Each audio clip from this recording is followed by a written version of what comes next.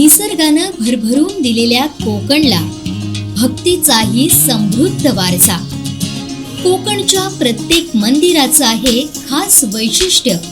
श्रावण विशेष, जाऊ देवाची आगावा.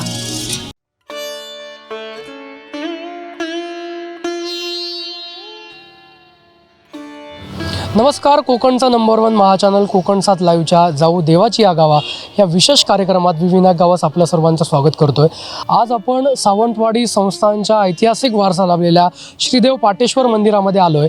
श्रीदेव पाटेकरांचा इतिहास हा राजघराण्याच्या इतिहासा एवढाच मोठा आहे. सुमारे 350 ते 400 वर्षांचा इतिहास या श्रीदेव पाटेश्वराच्या मंदिराला सुद्धा आहे. जसा इतिहास हा सावंतवाडी राजवाड्याला इथल्या राजघराण्याला आहे, तसाच इतिहास हा पाटेकराच्या मंदिराला पण असल्याचा आपल्याला पाहायला मिळतो. इतिहासात त्याच्या नोंद आहेत. ओटवणे गावात खेम सावंत पहिले असताना त्यांना एका झाडाखाली ते निद्रिस्त असताना याच नागानं दर्शन दिलं होतं आणि त्यानंतर खऱ्या अर्थानं राजघराण्याचा भरभराट जो आहे त्याला सुरुवात झाली होती आणि आजपर्यंत अनेक राजे महाराजे या घराण्यात होऊन गेले.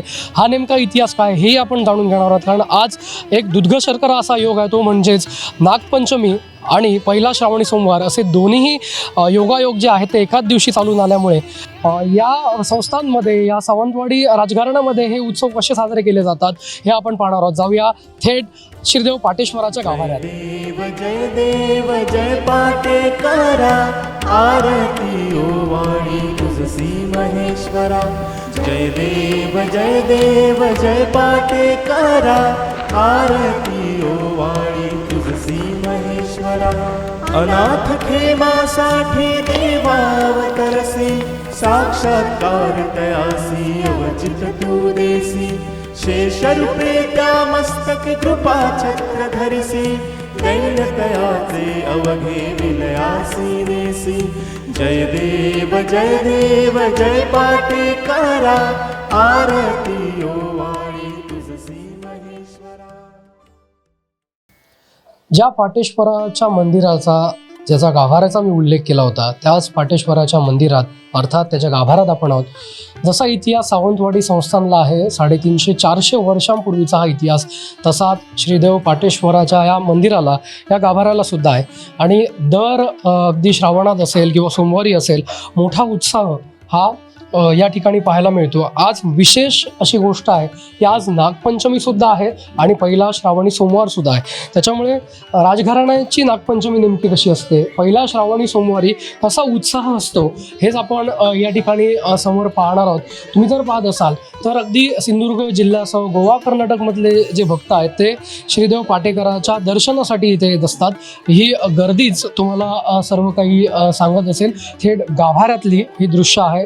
तमाम सावंतवाडीकरांचं आराध्य दैवत श्रीदेव पाटेश्वर म्हणून पाहिलं जातं, पाटेश्वराकडे पाहिलं जातं.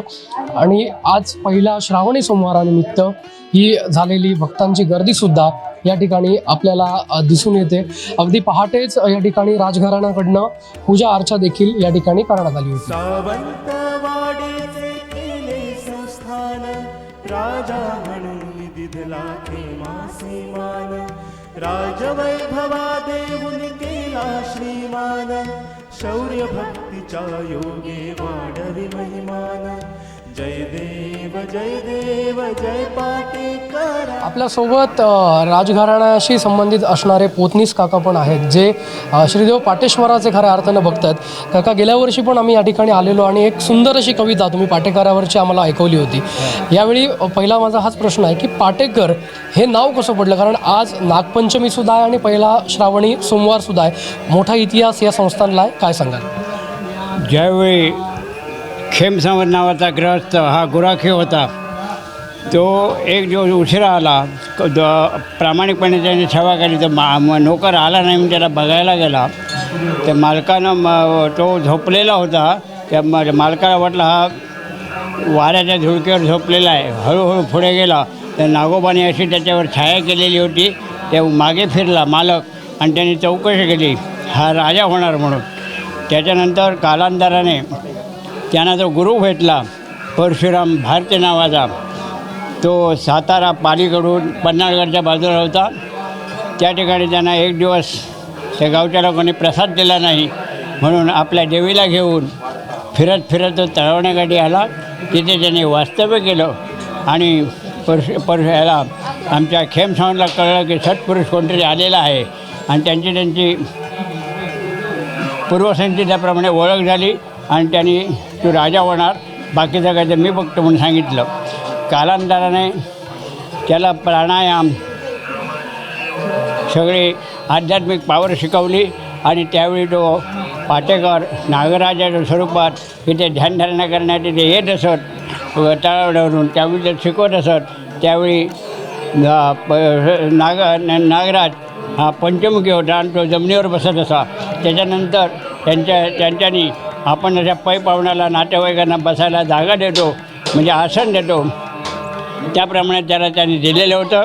आणि अशा परिस्थितीत हे बघितलं दुसऱ्या खेमसावंतांनी आणि त्याला पाटा बांधून दिला आणि पाट्यावर तो बसू लागला, म्हणून तो पाटेकर म्हणून प्रसिद्ध झाला. आणि हा पाटेकर एकाच ठिकाणी नसून दुसऱ्या खेमसावंतांनी सीमा बांधून घेतलेली आहे 7 ठिकाणी, हे वैशिष्ट्य आहे. त्याच्यानंतर तिसरे खेमसावंत झालेत. कालांतराने हळूहळू राजमाताने म्हणजे स्त्रियांनी पण आम्हाला बहुमोलाची कामगिरी दिलेली आहे पुढचं नियोजन ठेवून. तसंच राजांनी पण दिलेलं होतं. पण या भूमीचं हिंदुस्थानच्या भूमीचं वैशिष्ट्य म्हणजे असं की त्यांच्यापूर्वी राणींनी गादीचा वारस चालवला, पण बापूसाहेब महाराज हे पुण्यश्लोक आणि अहिल्याबाई होळकर ही पुण्यश्लोक, या दोघांनाच पुण्यश्लोक मिळालेला आहे आणि तो इंग्रज गव्हर्नमेंटकडून मिळालेला होता, इंडियन गव्हर्नमेंटकडून नाही. या दोघांनाच पुण्यश्लोक हा किताब आहे, हे मला अभिमानाने सांगावंसं वाटतं. नक्कीच पाट्याचा उल्लेख तुम्ही केला म्हणून पाटेश्वर अर्थात पाटा असा उल्लेख तुम्ही केला. त्याच अनुषंगाने मला विचारायला आवडेल की आजही राजघराण्याकडनं पूजा सकाळी झालीच, पण राजघराण्याच्या या वास्तूमध्ये सुद्धा अनेक अशी काही ठिकाणं आहेत किंवा सावंतवाडी शहरच नाही तर विविध ठिकाणी सुद्धा पाटेकराची अशी मंदिरं आपल्याला पाहायला मिळतात. तर त्याबद्दल तुम्हाला काय माहिती? त्याच्याबद्दल म्हणून सांगितलं ते काय, दुसऱ्या खेमसावंतांनी ही सीमा बांधून ठेवली आणि पाटेकराला आसन देऊन कुडाळ बांधा फुकेरी येते कलशाच्या रूपातून, तसेच वेंगुर्ला साखळी डिचोली पेडणे या गावातून त्याला आसन दिलेलं आहे आणि त्याला पाट्यावर बसवलेलं आहे. म्हणून तर सात भागामध्ये 7 गावामध्ये त्याचं अधिष्ठान आहे या पाटेकराचं. आणि हे जे समोर देवस्थान आहे ते त्याच्या अधिकारात असलेली देवस्थानाची प्रतिनिधी आहेत. उदाहरणार्थ सांगतो, 48 खेड्याचा ठापेश्वर देगव्याचा, त्याच्या अधिकारात 48 खेडी आहेत, 48 मानकरी आहेत. अशा तऱ्हेची देवस्थानाच्या हाताखाली असलेली देवस्थानचे प्रतिनिधी आहेत देव म्हणून. सोनुर्लीची माऊली आहे, त्याच्यानंतर असे काही अनेक आहेत.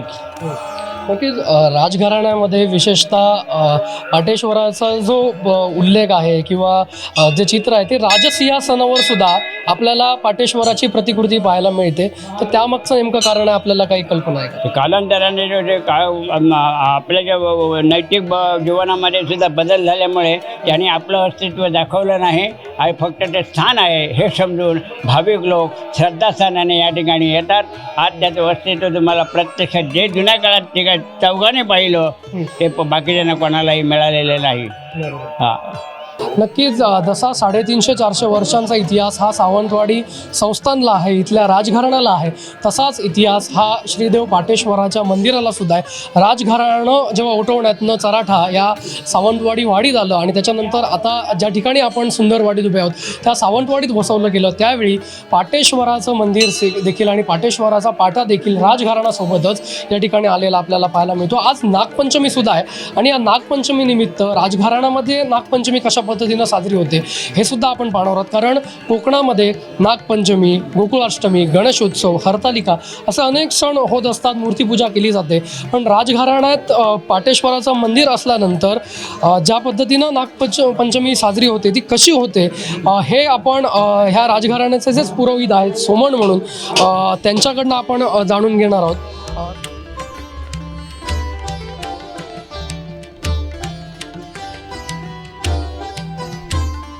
सावंतवाडीचे केले संस्थान, राजा म्हणून दिधला खेमासे मान, राजवैभवा देऊन केला श्रीमान, शौर्य भक्तीच्या योगे वाढवी महिमान. जय देव जय देव जय पाटेकरा, आरती ओवाळी तुझसी महेश्वरा.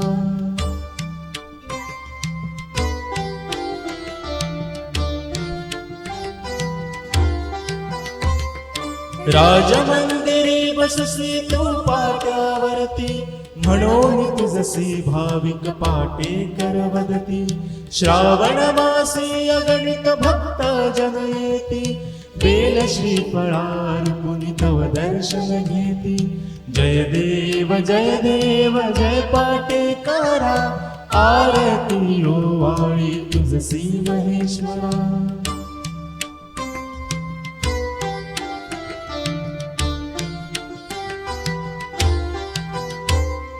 पावन केस देवा वाणीची धरणी, तैसा करी तू पावन मजसी उद्धरुनी. स्वामी सखा तू माझा तू माझी जननी, भगवंता मज द्यावा विराम तव चरणी. जय देव जय पाटेकरा, आरती ओवाळी तुझसी महेश्वरा. जय देव जय पाटेकरा, आरती ओवाळी तुझसी महेश्वरा. जय देव जय पाटेकरा, आरती ओवाळी तुझसी महेश्वरा. आज पुरोहित सोमन भटजे आपल्यासोबत आहेत. भटजे, आज नागपंचमी आणि पहिला श्रावणी सोमवार सुद्धा आहे. तर काय सांगाल, राजघराण्याची नागपंचमी कशी असते आणि आज पहिला श्रावणी सोमवार निमित्त कसा उत्सव इथे होता? राजघराण्याला जे पूर्वी नागाचंच वरदान भेटलेलं आहे. म्हणजे ते ओटवणं इथे जे मेन आहे वळणात, जे नागाने दर्शन दिल्यानंतर त्यांचा पुढे राजविस्तारात त्याच्या आशीर्वाद झाला. म्हणून या ठिकाणी मागे बुरुज आहे आणि त्या बुरुजावर नागाचं वारूळ आहे. आणि हा पाटेकर म्हणजे इथे बसण्याची जागा, पाटेकर मग या ठिकाणी त्याची बसण्याची जागा आहे. म्हणून या ठिकाणी ही श्रावण महिन्यामध्ये हा कार्यक्रम होतो. शंकराची पिंडी पण आहे इथे. आणि हे जे कलश ठेवलेले आहेत ते प्रत्येक त्यावेळी विभाग होते, परगणे होते. त्या प्रत्येक परगण्याचं एक प्रतीक म्हणून या ठिकाणी ते कलश ठेवलेले आहेत. पूर्वीच्या काळी जेव्हा राजा भ्रमण करायला जात त्यावेळी ते सप्त नद्यांचं पाणी, गंगा, सिंधू, सरस्वती, हे सर्व पाणी त्या कलशांमध्ये इथे ठेवलं जायचं. आता या ठिकाणी हे चारही सोमवार अशीच गर्दी असते आणि भाविक दर्शन घेतात, कोण नवस करतात त्यांना त्याचा फायदा होतो. आज नागपंचमी आहे. नागपंचमी निमित्त मूर्तीपूजा इथे केली जाते का, किंवा सकाळी युवराज्ञींकडनं पूजा संपन्न झाली? राजघराण्याकडून बसून सुरुवातीला इथे पूजा केली आहे. ते अभिषेक, रुद्राभिषेक झाल्यानंतर पुढे लोकांसाठी दर्शनासाठी मंदिर खुलं केलं जातं. आणि असंच नित्यक्रम हा चारही सोमवार पुढे चालू राहणार.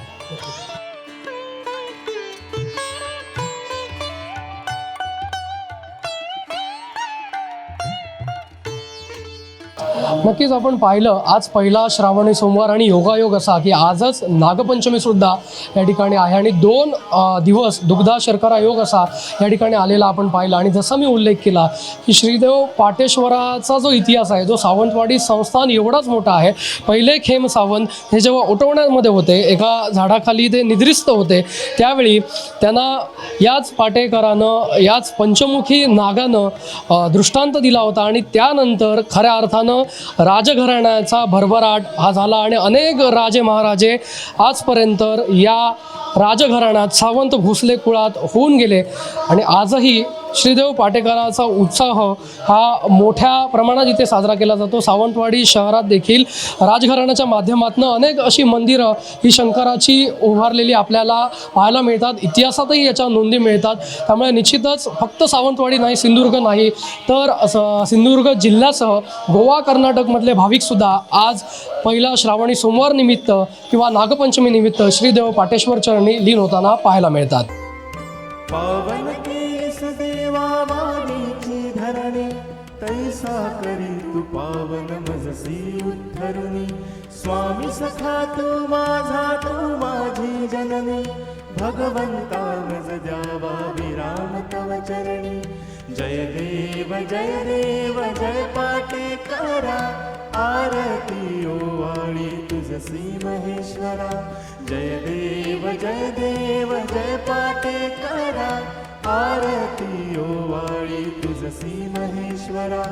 जय देव जय पाटेकरा, आरती ओवाळी तुझसी महेश्वरा. निसर्गानं भरभरून दिलेल्या कोकणला भक्तीचाही समृद्ध वारसा. कोकणच्या प्रत्येक मंदिराचं आहे खास वैशिष्ट्य. श्रावण विशेष, जाऊ देवाची आगावा.